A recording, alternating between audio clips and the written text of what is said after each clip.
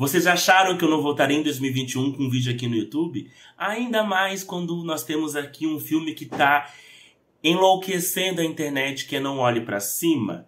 Pois bem, eu sou Caio Fayad, formado em Química e Letras e doutorando em Ensino de Ciências, e cá estou para analisar também este filme. Antes de começar a análise, já digo que eu não vim aleatoriamente. Tá vendo essa camisa aqui, ó? Ciência não é opinião. É uma das estampas que eu vendo na minha loja, a Fayad Lab, e lá você consegue ver essas estampas e outras estampas. Faço merchan agora porque eu não quero interromper a minha linha de raciocínio quando começar este vídeo. Além disso, é importante vocês saberem, né? Nós bolsistas de pós-graduação não temos 13º, não temos aumento há muito tempo, então a gente precisa sim fazer esses biquinhos para ganhar um extra. Ainda mais no fim de ano, onde toda a demanda que todo mundo tem, né? Com presentes, com custeio da ceia, das festas, enfim. Não preciso falar sobre isso aqui. Já aviso pra vocês que aqui eu tô resfriado, aqui tá um grande calor, tá ligado o ventilador, vai ter barulho da janela, então eu espero que tudo isso não atrapalhe aqui o que eu quero falar pra vocês. É o seguinte, eu fiz aqui um roteiro porque eu não quero ser longo, mas eu preciso avisar pra vocês, logo de início, que não tem como não falar do filme Não Olhe Pra Cima e não dar spoilers, tá? Então se você não viu o filme, vá ver, depois volte aqui. Não vem colocar nos comentários sobre spoilers, porque é algo assim que é impossível. Também não vou fazer um resumo do filme, tá? Porque quem viu sabe do que se trata. Vamos logo ao assunto. E eu vou começar dizendo, gente, que muito do que está sendo falado nas redes sociais, que é o espelhamento, que eu chamei de espelhamento, né, do paralelo. Fazer um paralelo do filme ao que acontece no Brasil, o que acontece ou o que aconteceu. Não, né, gente? O que acontece no Brasil, pra mim, ele é algo que não dá a real dimensão da crítica do filme. Eu vou aqui dizer por quê. No primeiro momento, um paralelo eu acho bastante positivo. Quando aquela cientista ela vai lá e ela, entre aspas, né, ela se exalta, ela perde a noção no sentido de ser bem direta. As pessoas vão morrer no filme e isso é visto como loucura. Eu acho que é válido sim fazer um paralelo com a Pasternak. Opa, deixa eu ver aqui como tá. Acho que melhorou, né, gente?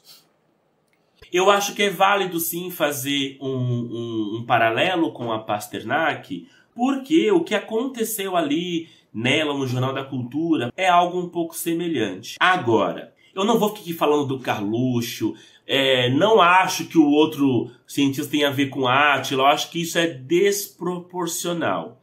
Mas até aí, pro meme, é válido fazer a brincadeira e tal. Muito embora o próprio filme faz uma crítica a essa geração de memes, né, gente? Mas nessa ideia do espelhamento, pra mim, aquele que faz com que a gente não agregue, não ganhe uma discussão, que é o que eu vou trazer aqui, é justamente equiparar o Luciano Hang ao CEO da Bash no filme. Por que, Caio? Porque nós somos capitalismo dependente. Nós somos periferia do capitalismo.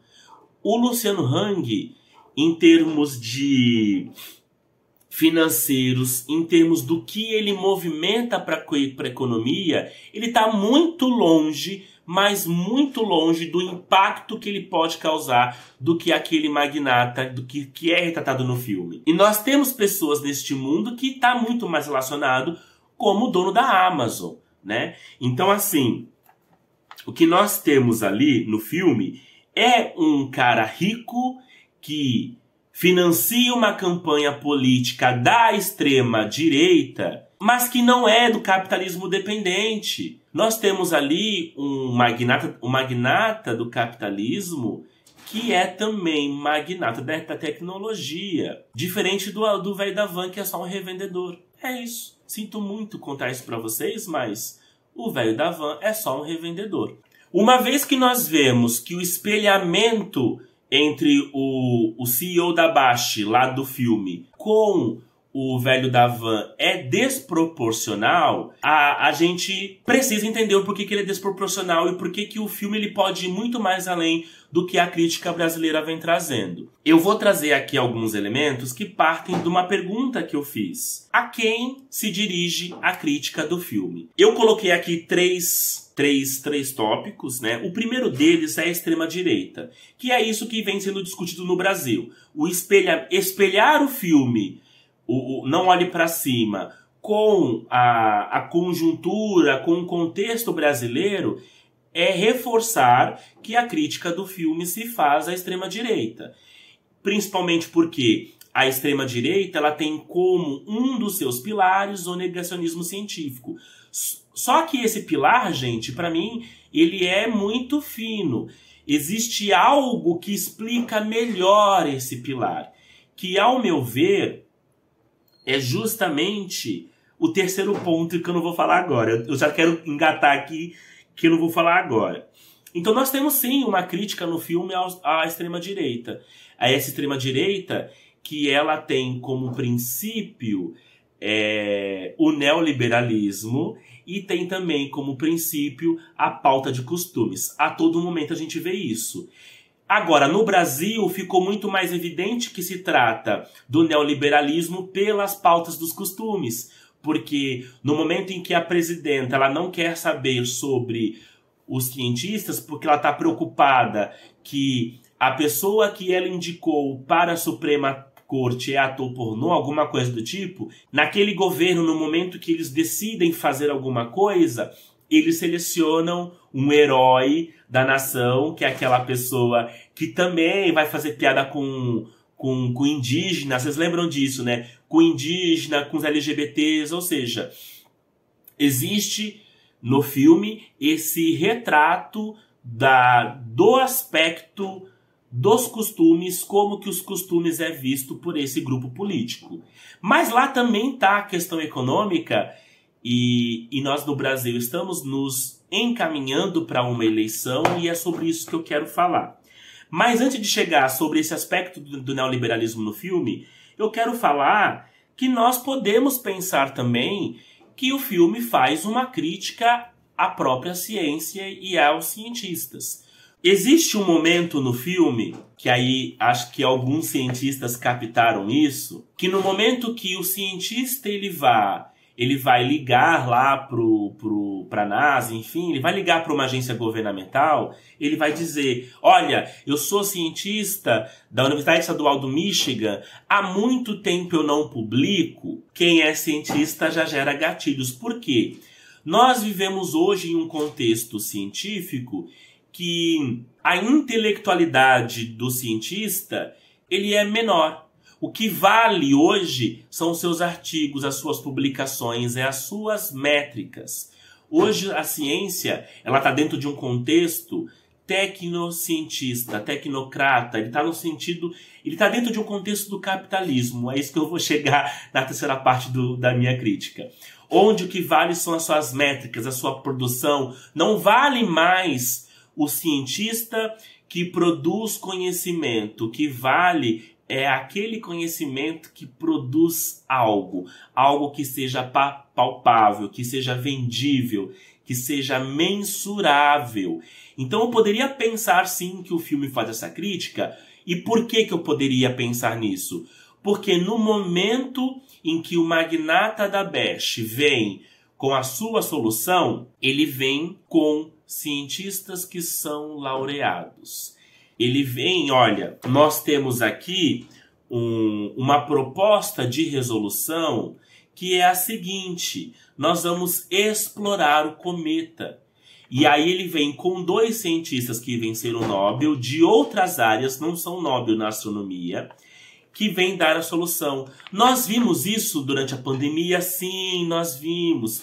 Teve Nobel da Química dizendo que o isolamento social não era uma medida eficaz. E por que isso é uma crítica à ciência, ao meu ver? Porque nós, cientistas, permitimos que a população tenha essa visão de que ciência é um trabalho individual, não um trabalho coletivo. Então a gente precisa nesse momento, trazer mais do que nunca o debate que a construção da ciência é uma construção coletiva. O Nobel não ganha o Nobel sozinho, ele precisa de trabalho de milhares de pessoas para poder embasar as suas pesquisas, para poder avançar nas suas pesquisas. Aqui no Brasil, nós fizemos o espelhamento paralelo dos 2 cientistas que existem no filme, com 2 divulgadores científicos. Um divulgador científico, gente, ele pode ser cientista ou não. No caso, os dois divulgadores, que é a Natália Pasternak e o Átila Yamarino, eles têm formação, eles têm a formação científica, eles são mestres, doutores, pós-doutores e por aí vai. Porém, quando eles estão na mídia, eles estão atuando como divulgadores científicos. E, obviamente, que eles também ganharam know-how, conhecimento do que é divulgar ciência, como falar com o grande público, coisas que o cientista propriamente não tem. Então, nesse sentido, nós podemos sim pensar que um filme ele pode ser também analisado por uma crítica aos cientistas, por não ter esse traquejo. E aqui, eu nem vou concordar com a ideia que o cientista precisa ter esse traquejo para falar com o grande público. O que eu vou aqui apontar é que muitas vezes eu, enquanto doutorando, vejo no meu próprio programa mesmo, são os cientistas não darem crédito ao trabalho dos divulgadores científicos. Parece que está existindo uma concorrência dentro da academia entre divulgador científico e cientista, e a questão não é essa. Então tem assim alguns cientistas que estão ainda no século passado nesse sentido. E é por isso que eu vejo ali uma leve crítica aos cientistas, que é a não existência de divulgadores científicos, porque quem vai à mídia são 2 cientistas, não são os divulgadores científicos. Existe ali essa crítica que é mais tênue, que precisa ser mencionada, o quanto que a ciência se tornou tecnociência, tecnocrata, produtivista, o que vale são os seus artigos e não a construção do conhecimento, principalmente quando nós vivemos num contexto o que vale é quem tem dinheiro. Quando o grande capitalista decidiu se tornar mais rico a partir da exploração do cometa, ele foi lá e comprou, né, gente? Ele pagou para cientistas fazer os seus laudos, as suas análises. E aqui nesse contexto, vale sempre lembrar que no filme você vai ter uma ideia do cientista assim, foi revisado por pares? Porque quando os 2 cientistas descobriram que o cometa e que chegaria na Terra, se você for lembrar, existem vários momentos do filme em que é mostrado que os cálculos foram revisados por outros cientistas. Observem aqui, gente, que essa revisão nada mais é do que a construção coletiva. Os 2 cientistas, eles não têm a importância se eles não forem respaldados pelos outros cientistas. Isso é uma amostra de como que a ciência ela é uma construção coletiva.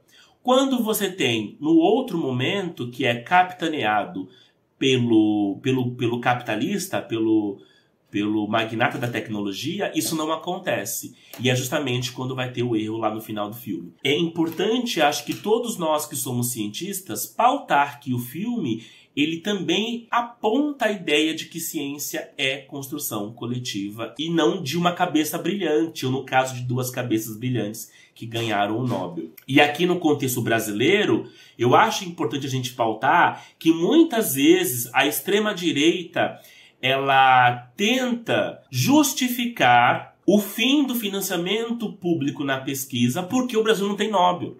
Entende? É muito complexa essa questão e mais do que nunca nós precisamos falar sobre isso. Então nós temos a crítica que o filme traz à ciência sobre a importância de pensar a ciência como atividade coletiva, que prêmio Nobel, ele só é prêmio Nobel na sua área e não das demais. E o terceiro ponto é a questão da ausência dos divulgadores científicos. E aí, para finalizar, e que, na verdade, que para mim é aquilo que sintetiza tudo isso que eu falei, que é a crítica central. E aí vocês podem rir, vocês podem falar o que quiser, mas existe sim uma crítica ao capitalismo no filme. Porque o capitalismo e o liberalismo, eles são correntes de pensamento político-econômica que vai pautar o prevalecimento de ideias, de posturas individuais, privadas, particulares, sobre as coletivas.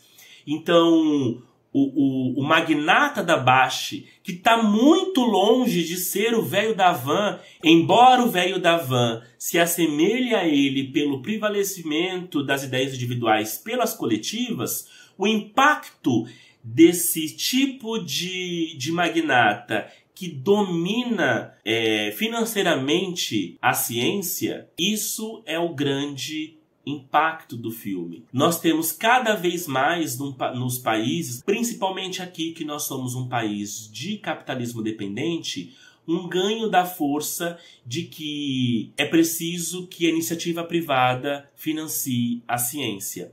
No fim, o que nós temos no filme, nesse momento do prevalecimento dos interesses pessoais aos coletivos, nós temos uma pessoa, que embora coloque ele paralelo ao velho da van, e aqui eu falo de novo, é muito diferente, essa pessoa que tem poder econômico, ela pauta o poder político, porque é ele que decide quem vai estar no poder, e é ele quem decide qual é a ciência que prevalece. É essa a grande crítica do filme que eu vejo.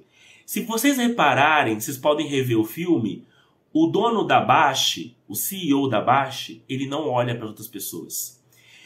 Essa crítica, para mim, ela é importante porque é tão centrada nele, esse cara que domina o dinheiro e que, portanto, ele consegue dizer quem é que vai governar o país. A ciência vai estar a serviço dele e não a coletividade, e ele vai conseguir também manipular a população com aquele discurso raso que a gente sempre vê que é: agora, com essa riqueza, nós vamos dar emprego para todo mundo e acabar com a fome na África. Chega um momento que eles citam isso, entende? É importante a gente pensar na construção dessa persona que não olha para ninguém. Só existe ele. Só existe ele. Existe um momento que ele vai olhar muito para o cientista, que é para o personagem do Leonardo DiCaprio. Agora pensa no fim do filme. Pega essas duas imagens. A imagem do dono da Baixe, que novamente, gente, não tem nada a ver com o velho da van. Eu rio muito com isso porque eu acho... para mim, fazer aquela comparação desagrega tudo isso que eu falei aqui para vocês, entende? Esse cara que é detentor do dinheiro, e que eu já falei aqui, ele compra... Ele consegue colocar o presidente, ele consegue dizer qual é a ciência que vai prevalecer, e ele consegue dizer o que a população deva seguir. Uma parte dela, né, gente? Uma parte da ciência, é tudo uma parte, mas ele com dinheiro consegue fazer isso prevalecer.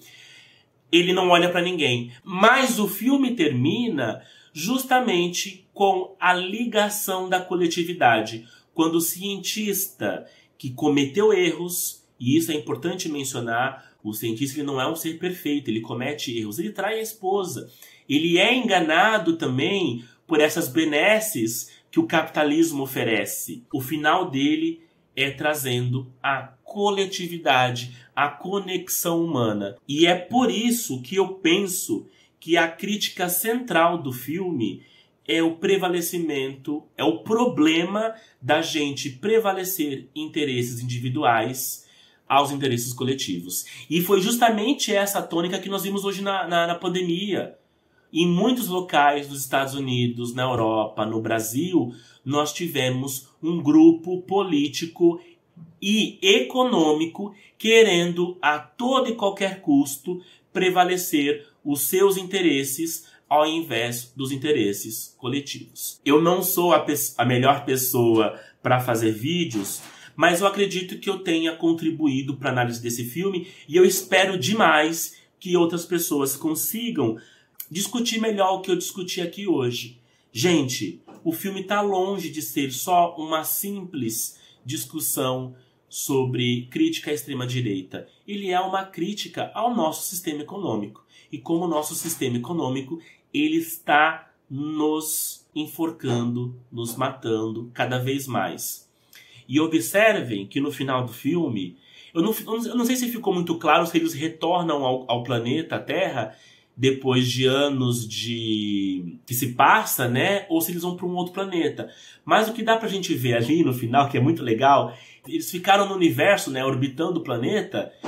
E aí e cada uma das máquinas que mantiveram as pessoas vivas é de uma empresa, né? E nós temos isso hoje, né? Nós temos bilionários que têm dinheiro sim, gente, para contribuir com o fim dos impactos globais, com o fim das desigualdades sociais, mas essas pessoas estão interessadas a dar volta no planeta, estão interessadas a fazer turismo espacial.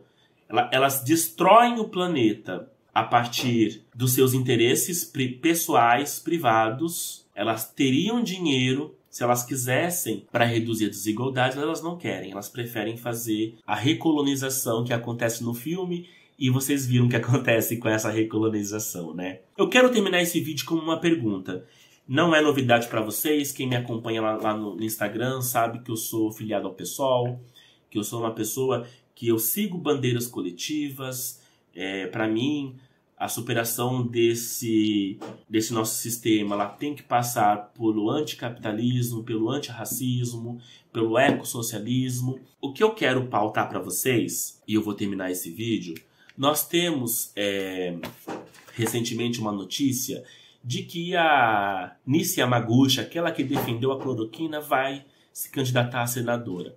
A pergunta que eu faço para vocês é: vocês acham que os partidos de esquerda deveriam formar as suas bancadas em defesa da ciência, mas em defesa com os pilares que eu aqui apresento? A ciência enquanto uma manifestação social coletiva e a defesa da manutenção dos financiamentos públicos para a construção do conhecimento científico. É a pergunta que eu deixo para vocês, porque, né, enquanto uma pessoa que faz parte de um partido político, eu preciso fazer essa discussão acontecer dentro dos movimentos que eu adentro. Eu vou ficando por aqui. Eu quero que vocês coloquem nos comentários a resposta da minha pergunta e também da minha análise. Um forte abraço do Caio Fayad. Tchau, tchau.